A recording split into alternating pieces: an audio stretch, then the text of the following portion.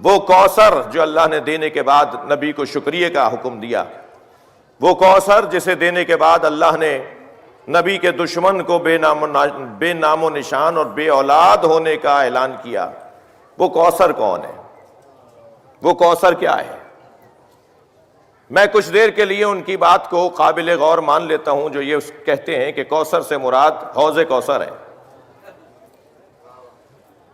کیونکہ قرآن کا قاعدہ یہ ہے کہ یفسر بعضہ ببعض، ایک آیت دوسری آیت کی تفسیر کرتی ہے۔ تو اگر کوثر سے مراد حوض کوثر ہے، جام کوثر ہے، تو پھر تیسری آیت میں اللہ یہ کیا کہہ رہا ہے کہ تمہارا دشمن ہی بے اولاد رہے گا، نام و نشان اس کا رہے گا ہی نہیں، کوئی اس کا نام لینے والا ہی نہیں ہوگا۔ تو یہاں کوثر سے مراد حوض کوثر نہیں ہے، کوثر سے مراد کچھ اولاد سے وابستہ چیز ہے، اس لیے کہ نبی کا دشمن بے اولاد رہے گا، ہم نے تمہیں کوثر دے دی، اب تمہارا ہی نام رہے گا اور تمہاری ہی اولاد رہے گی۔ خوشنودی امام زمانہ، بلند ترین صلوات۔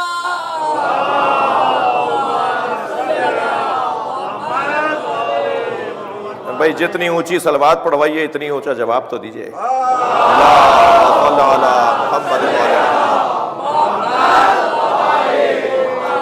یہ ذہن میں رہے کہ یہ صلوات آپ آل نبی پر پڑھتے ہیں اور ان سے ہوتی ہوئی رحمتیں ہم پر ہی پلٹتی ہیں، تو بلند تر صلوات سیدہ کی ذات۔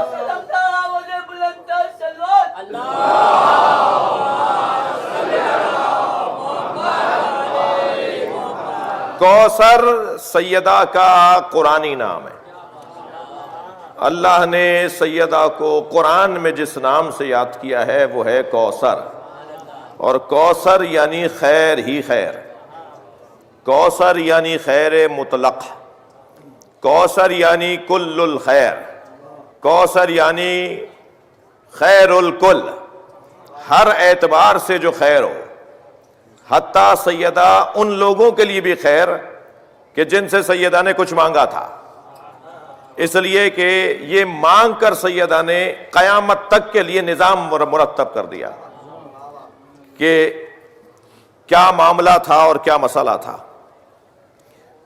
امت مصطفیٰ کے لیے نہیں، انسانیت کے لیے خیر ہے۔ بستر اللہ نے سب کے لیے بنایا ہے، میدان سب کے لیے بچھایا ہے، اب جو استفادہ کرے گا وہ کامیاب ہوتا چلا جائے گا۔ کوثر قرآنی سیدہ کا نام۔ سرکار دو جہاں جب معراج پہ تشریف لے گئے تو میرے بچوں جوانوں کو معلوم ہے کہ معراج پر کیوں لے گئے، کیوں لے جائے گئے، کیوں گئے، کیوں اللہ لے گیا سرکار کو معراج پر؟ خود قرآن مجید کے اندر سورہ مبارکہ اسراء کے اندر اس بات کا اظہار ہے۔ سبحان الذی اسریٰ بعبدہ لیلا من المسجد الحرام الی المسجد الاقصی الذی بارکنا حولہ لنریہ من آیاتنا۔ بابرکت ہے وہ ذات جو راتوں رات اپنے بندے کو معراج پر لے گئی، ایک مبارک ماحول کے اندر، ایک اچھے ماحول کے اندر، ایک مناسب ماحول کے اندر، کیوں؟ تاکہ ہم اسے اپنی آیات میں سے کچھ آیات دکھائیں۔ معراج پر سرکار کو اللہ لے کر گیا ہے اپنی آیات دکھانے کے لیے۔